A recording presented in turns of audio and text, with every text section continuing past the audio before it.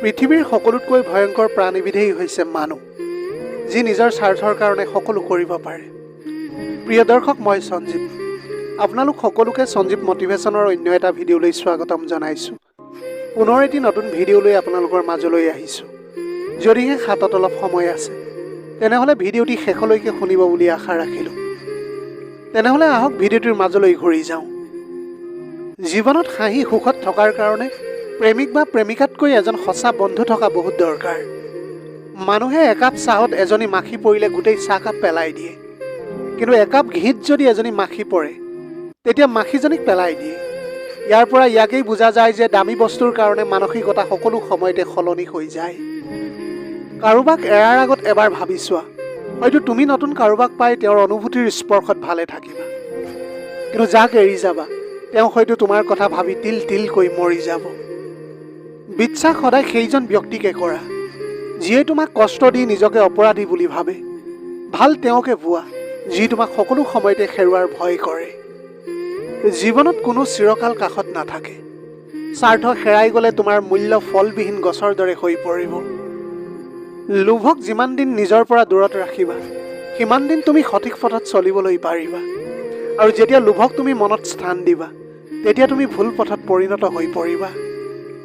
জীৱনত যদিহে নম্ৰতা শিকিবলৈ বিচাৰা তেনেহ'লে কলমৰ পৰা শিকা। কাৰণটো হ'ল যেতিয়া লিখে মূৰটো তল কৰি লিখে। আমাক যদিহে ঘৃণা কৰা তেনেহ'লে এনেকৈ কৰা, যেতিয়া আমি মৰিম সেই খবৰ শুনি তোমাৰ চকুত পানী নহয় বৰঞ্চ মুখত হাঁহি থাকিব। আমি জীৱনত সকলো পাৰোঁ, কেৱল নিজৰ খংটো চম্ভালিবলৈ নোৱাৰোঁ। খঙৰ মূৰত মুখত যি আহে তাকে কৈ দিওঁ, কিন্তু পাছত নিজেই বহু বেছি কষ্ট পাওঁ। এইখন পৃথিৱীত যদি দুখ নাথাকিল হয় তেনেহ'লে মানুহে সুখ নিবিচাৰিলেহেঁতেন। দুখে মানুহক সুখৰ সন্ধানী কৰি তোলে। জীৱনটো নিজৰ বুলিবলৈ একোৱেই নাই, আনকি জীৱনটোও আমাৰ নিজৰ হাতত নাই।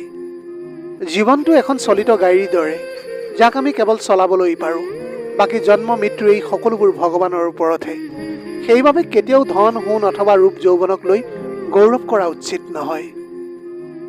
যেতিয়া আমি নিজৰ কথা এটা সঁচা বুলি প্ৰমাণ কৰিবলৈ কাৰোবাৰ আগত মিছা শপত খাওঁ তেতিয়া কোনো মানুহজন নমৰে, কিন্তু এটা বস্তুৰ মৃত্যু ঘটে, সেইটো হ'ল আপোনাৰ বিশ্বাস।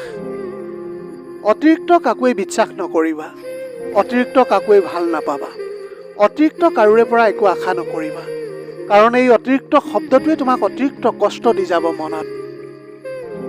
জীৱনত যিয়ে এৰি নিদিয়া কিয়, হাঁহি আৰু আশা এই দুটা বস্তু কেতিয়াও এৰি নিদিব, কাৰণ এই দুটা বস্তুৱেই তোমাক জীয়াই থকাত সহায় কৰিব। তলপৰি যিমানেই থাকিব সিমানেই মানুহে আপোনাৰ পৰা সুযোগ লৈ খেল খেলিবলৈ আৰম্ভ কৰিব। সেয়েহে কেতিয়াও আনৰ আগত নিজকে দুৰ্বল নেদেখুৱাব। জীৱনৰ বাবে আটাইতকৈ মূল্যৱান বস্তুটোৱেই হ'ল আপোনাৰ বিশ্বাস, যাক পাবলৈ বহুত বেছি সময় লাগে কিন্তু হেৰুৱাবলৈ বেছি সময় নালাগে। অভাৱৰ কাৰণে কোনো নাৰীক সংসাৰ এৰি যোৱা দেখা নাই। সংসাৰ এৰি যায় ভালপোৱাৰ অভাৱত, স্বামীৰ বেয়া ব্যৱহাৰত আৰু অত্যাচাৰৰ বাবে।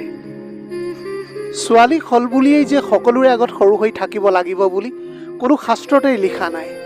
সিহঁতৰো ল'ৰাৰ নিচিনা সমানে অধিকাৰ আছে, আৰু যিয়ে ছোৱালীক সন্মান কৰিবলৈ নাজানে তেওঁলোক সমাজৰ একোটা আৱৰ্জনা হয়। শিল এটা সিমান সময়লৈকে সুৰক্ষিত হৈ থাকে যিমান সময়লৈকে সেইটো পাহাৰত লাগি থাকে। এখিলা পাত সিমান সময়লৈকে সুৰক্ষিত হৈ থাকে যিমান সময়লৈকে এজোপা গছৰ ডালত লাগি থাকে। মানুহজন সিমান সময়লৈকে সুৰক্ষিত হৈ থাকে যিমান সময়লৈকে পৰিয়ালৰ সৈতে একেলগে মিলিজুলি থাকে। বিয়া হৈ অহা ছোৱালী এজনীক কেতিয়াও নুসুধিবা যে তাইৰ লগত কি লৈ আহিছে। আপুনি হয়তো পাহৰি গৈছে যে তাই নিজৰ সকলোবোৰে এৰি আহিছে। গছৰ পৰা সৰি যোৱা পাতবোৰেও আমাক বুজাই যায় যে বোজা হৈ পৰিলে আপোনজনেও তোমাক ত্যাগ কৰিব। ভগৱান শ্ৰীকৃষ্ণই কৈছে যে যি আপোনাৰ লগত আছে তেওঁৰ লগত আপুনিও সদায় থাকক, কিন্তু যি আপোনাক ত্যাগ কৰিছে তেওঁক আপুনিও ত্যাগ কৰক। আপোনাৰ পত্নীগৰাকীৰ এই দুটা কামৰ কাৰণে আপুনি জীৱনত ধনী হ'ব নোৱাৰে। 1 নম্বৰ, আপোনাৰ পত্নীগৰাকীয়ে তৃতীয়গৰাকী ব্যক্তিৰ কথা মতে সংসাৰখন পৰিচালনা কৰিবলৈ বিচাৰে। 2 নম্বৰ, স্বামীৰ উপাৰ্জনত পত্নীয়ে অসন্তোষ প্ৰকাশ কৰিলে। প্ৰশ্ন যিটোৱেই হওক উত্তৰটো হ'ল তুমি, ৰাস্তা যিটোৱেই হওক লক্ষ্য তুমি, কষ্ট যিমানেই হওক সুখ তুমি, তোমাক যিমানেই খং নকৰোঁ কিয় তথাপিও মোৰ প্ৰিয় ভালপোৱা তুমি। টকাৰ ঋণ এটা সময়ত হয়তো পৰিশোধ কৰিবলৈ পাৰি, কিন্তু দুখৰ সময়ত যি কাষত থাকে তেওঁৰ ঋণ কেতিয়াও পৰিশোধ কৰিবলৈ নোৱাৰি।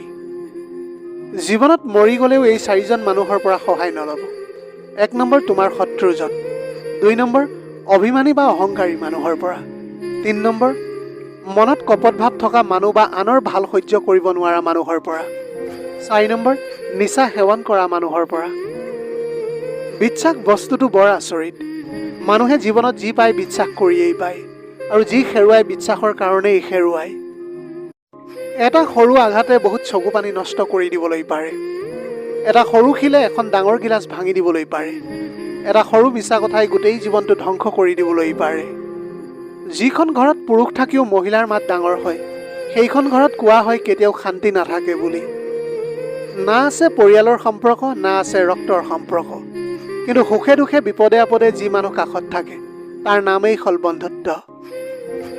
চৰিত্ৰহীন স্বামীৰ লগত ৰাজপ্ৰসাদত থকাতকৈ দুখীয়া আদৰ্শৱান স্বামীৰ লগত কেঁচা ঘৰত থকাই বহুত ভাল। প্ৰতিটো ল'ৰা যেনেকৈ তেওঁৰ পৰিয়ালৰ ৰাজপুত্ৰ, তেনেকৈ প্ৰতিজনী ছোৱালী তেওঁ পৰিয়ালৰ ৰাজকন্যা। কিন্তু ৰাজকন্যা বিয়াৰ পাছত যেতিয়া অন্য পৰিয়াললৈ গুচি যায়, তেতিয়া বেছিভাগ ৰাজকন্যা ঘৰৰ কামতে ব্যস্ত হৈ যায়। নাথাকে কোনো স্বাধীনতা। মনৰ গভীৰত থকা ইচ্ছাবোৰক এটা সময়ত মনৰ গভীৰত সমাধি ঘটে। বিয়াৰ আগত ছোৱালীক প্ৰতিটো ইচ্ছাই পূৰণ কৰা প্ৰত্যেক মাক দেউতাকৰ কৰ্তব্য।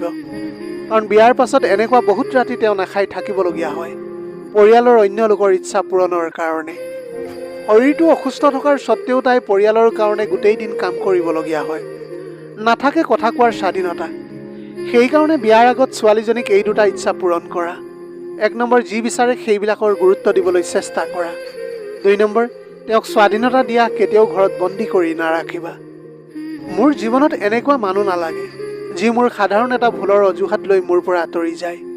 মোক এনে এজন সংগীৰ প্ৰয়োজন যিয়ে মোৰ ভুলবোৰ শুধৰাই মোক আঁকোৱালি ল'ব পাৰে। যিয়ে স্বাৰ্থৰ কথাটো ভাবি সম্পৰ্ক ৰক্ষা কৰে। তেওঁ আকাশৰ দৰে যিকোনো সময়ত ৰং সলনি কৰিব পাৰে, আৰু যি স্বাৰ্থ এৰি সম্পৰ্ক ৰাখে তেওঁ বৃক্ষৰ দৰে সকলো সময়ত ছাঁ দি যায়। পুৰুষৰ কাষত নাৰীয়ে সময়, সন্মান, বিশ্বাস আৰু যত্ন বিচাৰে। সেইকেইটা পালে নাৰীৰ জীৱনটো স্বৰ্গ হৈ যায়। আনৰ চৰিত্ৰটো বিচাৰ কৰিবলৈ যোৱাৰ আগতে নিজৰ চৰিত্ৰটো কেনেকুৱা সেইটো বিচাৰ কৰক। মনত ৰাখিব, ভাল চৰিত্ৰৰ মানুহে আনৰ চৰিত্ৰ কেতিয়াও খুচৰি নুফুৰে। যিয়ে আঘাত দিয়ে সি সকলো কথা হঠাতে পাহৰি যায়, কিন্তু যিয়ে আঘাত পায় সি হাজাৰ চেষ্টা কৰিও পাহৰিবলৈ নোৱাৰে। তুমি যিমানেই লেতেৰা পৰিৱেশত নাথাকা কিয়, তোমাৰ মাজত যদি ভাল গুণ থাকে, তেনেহ'লে সময়ৰ সৈতে তাৰ সৌন্দৰ্য নিশ্চয় ফুটি উঠিব।